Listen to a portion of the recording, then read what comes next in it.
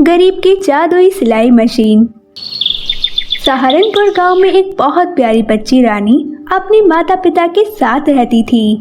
रानी के पिता हरिया को शराब और जुए की लत थी। हर वक्त शराब पीना, जुआ खेलना और अपने आवारा दोस्तों के साथ घूमना फिरना, बस उसे यही आता था। रानी की माँ सोमलता के पास एक पुरानी सिलाई मशीन थी जिससे वह गांव की औरतों के कपड़े सिलकर अपने घर का गुजारा चला रही थी। सोमलता, ये लो तुम्हारे सिलाई के पैसे और लाओ मेरा सूट, देखो तो जरा कैसा सिला है। अगर नाप अच्छा नहीं हुआ तो देख लेना। आप बिल्कुल फिक्र मत करिए, मैंने आपका सूट बिल्कुल नाप का सिला है। पर भावना दीदी, वो मैं कह रही थी, अब तो धागे का रेट भी 5 से 10 रुपए हो गया है और आप डिज़ाइनर सूट भी सिलवाती हो, तो कम से कम आप मुझे इस सूट के 40 रुपए दे देती तो अच्छा हो जाता। अच्छा जी, अब मैं तुझे 20 से 40 रुपए दूं? अगर तुझे ही 40 रुपए देने होते तो मैं बाहर किसी अच्छे टेलर से ना सिलवा लेती। वो तो बस तेरे घर के हालात देखकर मैं तुझसे कपड़े सिलवा लेती हूँ, वरना मुझे क्या पड़ी है। अगर तुझे 40 रुपए ही चाहिए तो अभी बोल दे, मैं कल से तेरे पास कपड़े सिलवाने के लिए नहीं आऊंगी और गांव की औरतों से भी कह दूंगी कि तुझसे कपड़े ना सिलवाया करे। बहुत भाव बढ़ गए हैं तेरे। नहीं भावना दीदी, आप ऐसा मत करिएगा, मैं आपके कपड़े 20 रुपए में ही सिल दिया करूंगी। सोमलता की मजबूरी थी कि उसे कम पैसों में सिलाई करनी पड़ती। गांव की औरतें भी उसे 20-30 रुपए से ज़्यादा नहीं दिया करती।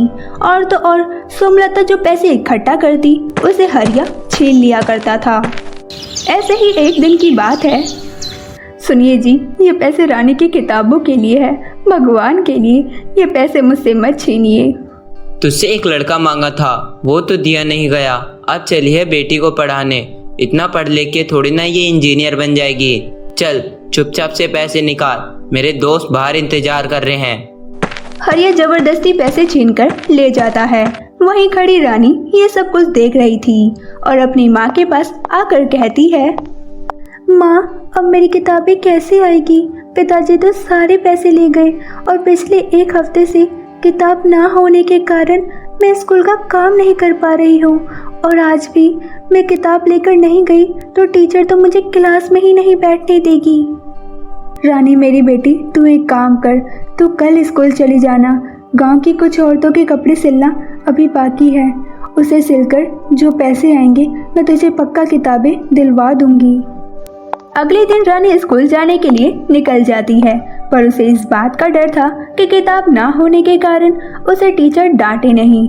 इस डर से वह स्कूल जाने की बजाय एक पेड़ के नीचे बैठ जाती है और रोते हुए कहती है, हमारे पास पैसे क्यों नहीं है, हम किताबें क्यों नहीं खरीद सकते। भगवान जी, आप तो सबकी मदद करते हो, मेरी भी कर दो ना। मुझे पढ़ना है, स्कूल जाना है, पढ़ लिख कर बहुत सारे पैसे कमाने हैं। अगर हम गरीब रहे तो मैं कैसे पढ़ पाऊंगी, कैसे अपनी माँ के सपने पूरे कर पाऊंगी। रानी अभी रो ही रही थी, तभी उसकी नज़र पेड़ के ऊपर चिड़िए पर जाती है जो कि घायल अवस्था में थी। अरे, इस चिड़िए को तो बहुत ज़्यादा चोट लगी है, चलो मैं तुम्हें अपने घर ले चलती हूँ, वहाँ माँ तुम्हें दवा लगा देगी। रानी उस चिड़िया को लेकर घर आ जाती है। रानी को आधा देख सोमलता उससे कहती है, अरे रानी, तुम स्कूल नहीं गई और तुम्हारे हाथ में ये चिड़िया कैसी? माँ, किताबें ना होने की वजह से मैं स्कूल जाने के बजाय एक पेड़ के नीचे बैठ गई और वहीं पर मुझे ये चिड़िया मिली। देखो ना, ये कितनी घायल है, कुछ करो ना माँ। हाँ, चोट तो इसे बहुत लगी है, तो रुक जा, मैं अभी इसे हल्दी का लेप लगा देती हूँ। माँ, ये चिड़िया कितनी प्यारी है, हल्दी का लेप लगाते ही कैसे खिलखिला उठी। पर माँ, आप मुझे किताबें कब दिलवाओगी? मुझे बिना किताबों के स्कूल नहीं जाना। रानी, तुम फिक्र मत करो, आज मैं पूरी रात सिलाई करूँगी ताकि सुबह उठकर जो सिलाई के पैसे हो उससे तुम्हारे लिए किताबें ला सकूँ। रानी चिड़िया को अपने बगल में लेकर सो जाती है। तभी थोड़ी देर बाद हरिया नशे की हालत में घर आता है और रानी के पास चिड़िया को देखकर उसे गुस्से में फेंकने लग जाता है। पहले ही 2 मुसीबतें कम थी जो तू एक और को घर लेके आ गई। मेरे दारू के लिए तेरे पास पैसे नहीं होते और इस चिड़िया के दाने के लिए बहुत पैसा है। सुनिए जी, आप इस चिड़िया को घर से बाहर मत फेंकिए। सुबह रानी इसे ना पाकर बहुत रोएगी। और बेचारे इस बेजवान ने आपका क्या बिगाड़ा है जो आप इसे फेंक रहे हैं? चुप कर, हर वक्त रानी रानी कहती रहती है। अगर ज्यादा बोलेगी तो इस चिड़िया के साथ तेरी बेटी को भी बाहर फेंक दूंगा। ये कहकर हरिया चिड़ी को उठाने लगता है। तभी वह नशे की हालत में गिर जाता है और वहीं पर सो जाता है। चिड़िया रानी, अभी तो ये सो गए हैं, पर मुझे डर है कि सुबह उठकर ये तुम्हें जरूर फेंक देंगे, इसलिए तुम अभी ही चली जाओ। जाओ चिड़िया रानी, अब तुम आजाद हो। और सोमलता उस चिड़िया को आसमान में उड़ा देती है। पर वह चिड़िया एक परी थी। उड़ते उड़ते वह परी माँ के पास पहुँच जाती है। परी माँ उसे देख मुस्कुराते हुए कहती है, सोनाली परी, आ गई तुम? हाँ परी माँ, तो बताओ आज तुमने मेरे दिए हुए जादुई शक्तियों से किस गरीब और असहाय लोगों की मदद करी? परी माँ एक बहुत प्यारी बच्ची मुझे अपने घर लेकर गई थी। अच्छा, ये तो बहुत अच्छी बात है। तुम मेरे दिए हुए कार्य में सफल हुई और अब एक माँ और उसकी बेटी को पर उपकार का फल मिलने में देरी नहीं लगेगी। परी माँ जो मनुष्य दयालु स्वभाव के होते हैं और हर किसी की मदद करते हैं, भगवान ने हमें उन जैसे लोगों की मदद करने के लिए ही तो बनाया है। हाँ सोनम परी, तुमने ये तो बिल्कुल सही कहा। पर इधर सोमलता परेशान थी क्योंकि थकावट की वजह से वह रात को सो जाती है और उसका एक भी कपड़ा सिल नहीं पाता। रानी बेटी, मुझे माफ कर दे, मैं ये कपड़े नहीं सिल पाई और आज भी किताबों की वजह से तो स्कूल नहीं जा पाएगी। पर मैं वादा करती हूँ, चाहे कुछ भी हो जाए, आज मैं ये कपड़े सिलकर ही रहूंगी और तेरे लिए किताबें लाकर ही रहूंगी बेटा। माँ, आप माफी क्यों मांग रही हो? आपने कोशिश तो की ना, और मुझे आप पर पूरा भरोसा है। आज नहीं तो कल आप मुझे किताबें दिलवा कर ही रहोगी।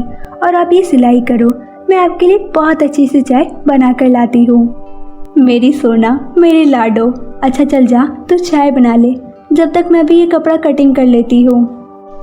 रानी चाय बनाने के लिए चली जाती है और सोमलता कपड़ा कटिंग करके जैसे ही मशीन में लगाती है तो मशीन खुद ही 1 मिनट में सूट सिलकर तैयार कर देती है। ये देखकर सोमलता आश्चर्यचकित रह गई और बोली, ये कैसा चमत्कार है? मेरी मशीन खुद ब खुद कैसे चल रही है? नहीं नहीं, ये नहीं हो सकता। आखिर मशीन खुद कैसे चल सकती है? एक काम करती हूँ, ये सलवार का कपड़ा लगा कर देखती हूँ, क्या पता जो अभी मैंने देखा वो धोखा हो। सोमलता फिर से सलवार का कपड़ा मशीन में लगाती है और देखते ही देखते वह सलवार भी सिल जाता है। अरे अरे, ये तो सलवार भी सिल गया। रानी बेटी, ओ रानी बेटी, जरा इधर तो आ, देख हमारी मशीन जादुई सिलाई मशीन बन चुकी है। अभी देखना, मैं इसमें सूट का कपड़ा लगाती हूँ और कैसे ये मशीन चुटकियों में सिल देगी। अरे हाँ माँ, ये मशीन तो खुद चल रही है और देखो तो जरा कितना प्यारा सूट सिला है। रानी बेटी, मुझे ऐसा लगता है जिस चिड़िया को तुम हमारे घर में लेकर आई थी वो कोई आम चिड़िया नहीं थी, क्योंकि जिस रात मैंने उसे घर से बाहर निकाला वह उड़ने से पहले मेरी सिलाई मशीन के पास जाकर बैठ गई थी और उसके बैठते ही मशीन बहुत ज़्यादा चमकने लगी थी। वह चिड़िया हमारी मदद करने के लिए ही आई थी। भगवान, आपका लाख लाख शुक्रिया जो आपने उस चिड़िया को हमारी मदद करने के लिए भेजा। तो माँ, अब आप मुझे किताबें दिलवा दोगी ना? हाँ मेरी बच्ची, अब मैं तुझे किताबें, तेरे मनपसंद खाने और नए नए कपड़े, हर चीज़ दिलवा दूंगी मेरी बच्ची। वाह माँ, आप मुझे इतनी सारी चीज़ें दिलवाओगी, मैं बहुत ज़्यादा खुश हूँ। सोमलता जैसे ही जादुई सिलाई मशीन में कपड़ा डालती, कपड़ा खुद सिलकर तैयार हो जाता और देखने में भी इतना सुंदर कि जो देखता बस देखता ही रह जाता। और गांव शहर दूर दूर से लोग सोमलता से ही कपड़े सिलवाने के लिए आते। अब सोमलता की जिंदगी से सारी परेशानी दुख दर्द दूर हो चुके थे और हरिया भी बुरी संकट छोड़ चुका था और दोनों पति पत्नी मिलकर शहर में अपना एक बहुत बड़ा बुटीक खोल लेते हैं। रानी अपने माता पिता को साथ मेहनत करता हुआ देख बहुत खुश होती है। भगवान जी, आप बहुत अच्छे हो। मैंने आपसे जो कुछ भी मांगा आपने सब कुछ दे दिया। आज मेरे माता पिता एक साथ हैं, मुझे बहुत ज़्यादा खुशी हो रही है। आपका बहुत बहुत थैंक यू भगवान जी। तो मेरे प्यारे दोस्तों, कैसी लगी आपको हमारी ये कहानी? आप हमें कमेंट करके ज़रूर बताएं। और यदि कहानी अच्छी लगी हो तो अपने दोस्तों के साथ ज़्यादा से ज़्यादा शेयर करें।